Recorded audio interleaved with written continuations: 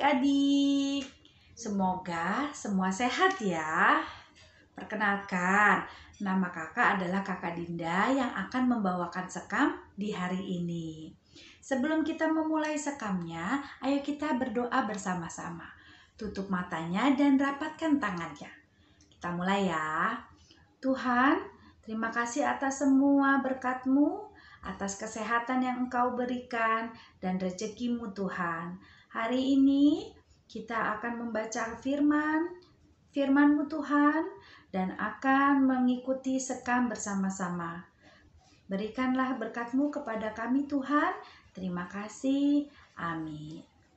Nah adik-adik, sebelum kita memulai sekamnya, yuk kita buka yuk Alkitabnya yuk.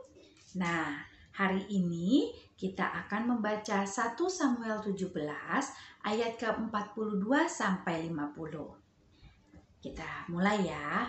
Perkelahian Daud dan Goliat. Ketika orang Filistin itu menunjukkan pandangannya ke arah Daud serta melihat dia, dihinanya Daud itu karena ia masih muda, kemerah-merahan, dan elok parasnya. Orang Filistin itu berkata kepada Daud, "Anjingkah aku, maka engkau mendatangi aku dengan tongkat?" Lalu demi para allahnya orang Filistin itu mengutuki Daud. Pula orang Filistin itu berkata kepada Daud, "Hadapilah aku, maka aku akan memberikan dagingmu kepada burung-burung di udara dan kepada binatang-binatang di padang." Tetapi Daud berkata kepada orang Filistin itu, "Engkau mendatangi aku dengan pedang dan tombak dan lembing, tetapi aku mendatangi engkau dengan nama Tuhan semesta alam, Allah segala barisan Israel yang kau tantang itu.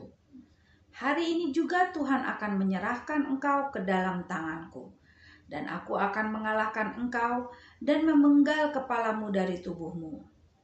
Hari ini juga aku akan memberikan mayatmu dan mayat tentara orang Filistin itu kepada burung-burung di udara dan kepada binatang-binatang liar, supaya seluruh bumi tahu bahwa Israel mempunyai Allah, dan supaya segenap jemaah ini tahu bahwa Tuhan menyelamatkan bukan dengan pedang dan bukan dengan lembing. Sebab di tangan Tuhanlah pertempuran, dan Ia pun menyerahkan kamu dengan tangan kami." Ketika orang Filistin itu bergerak maju untuk menemui Daud, maka segeralah Daud berlari ke barisan musuh untuk menemui orang Filistin itu. Lalu Daud memasukkan tangannya dalam kantungnya, diambilnyalah sebuah batu dari dalamnya, diumbannya, maka kenalah dahi orang Filistin itu, sehingga batu itu terbenam ke dalam dahinya dan terjerumuslah ia dengan mukanya ke tanah. Demikianlah Daud mengalahkan orang Filistin itu dengan umban dan batu. Ia mengalahkan orang Filistin itu dan membunuhnya tanpa pedang di tangan. Demikianlah firman Tuhan. Terima kasih adik-adik sudah mengikuti untuk membaca Alkitab bersama ya. Nah, dari cerita ini kita bisa mengambil kesimpulan ya, bahwa tidak selamanya orang yang besar, bertubuh besar ya, selalu mengalahkan orang yang kecil seperti itu ya. Dengan nama Tuhan, Daud dapat mengalahkan Goliat yang bertubuh besar ya. Nah, adik-adik, ini juga ini kan cerita Alkitab ya sayang ya. Jadi di kehidupan kita yang sekarang ini bisa kita artikan bahwa Goliat yang besar itu adalah seperti masalah kita yang besar. Kadang kita suka belajar di sekolah, apalagi di masa pandemik ini ya sayang ya. Begitu susahnya kita untuk ketemu untuk guru, kangen dengan teman-teman sekolah. Kadang-kadang ketika kita belajar, aduh ini aku nggak ngerti apa ya, soalnya susah sekali. Atau ketika kita mau menghadapi ujian. Nah, bagi adik-adik nih yang mau menghadapi ujian di minggu depan misalnya, atau nanti nih yang mau menghadapi ujian akhir ya, pasti kita akan bilang, aduh aku takut nilaiku susah untuk bagus ya. Pasti aduh mama papa marah nih kalau tugasnya tidak bagus atau nilainya tidak bagus ya. Tapi kita harus percaya sayang, bahwa dengan nama Tuhan pasti kita bisa melakukannya dengan bagus. Dengan syarat tetap belajar ya, bukan hanya sekedar berdoa ya. Kalau nggak belajar, bagaimana kita bisa menjawab soalnya? Benar kan? Nah, jadi sebelum kita belajar buat ujian nih ya, kita berdoa dulu. Tuhan, hari ini aku mau belajar untuk menghadapi ujian atau ingin mengerjakan tugas Tuhan. Bantu kami Tuhan untuk mengerjakan semuanya. Nah, jadi setelah berdoa, kita harus yakin dalam diri kita bahwa pasti kita bisa. Nah, pasti nanti nilainya akan memuaskan ya. Jadi memang kita harus menempatkan Tuhan dalam kehidupan kita sehari-hari. Nah, di masa pandemik ini kita jangan terus main game ya sayangnya, atau main laptop gitu kan. Nanti matanya lama-lama rusak, badan kita juga sakit karena intens terus ya melakukan games gitu. Lebih baik kita ajak adik kita, kakak kita, ayo kita keluar main sepeda. Atau bahkan kita mengajarkan adik kita nih yang belum bisa main sepeda ya, kita bilang sama adik kita, ayo dek, kita belajar. Gak apa-apa, kita harus yakin dalam diri kita dengan nama Tuhan pasti bisa nih belajar sepedanya. Benar tidak? Ya kan?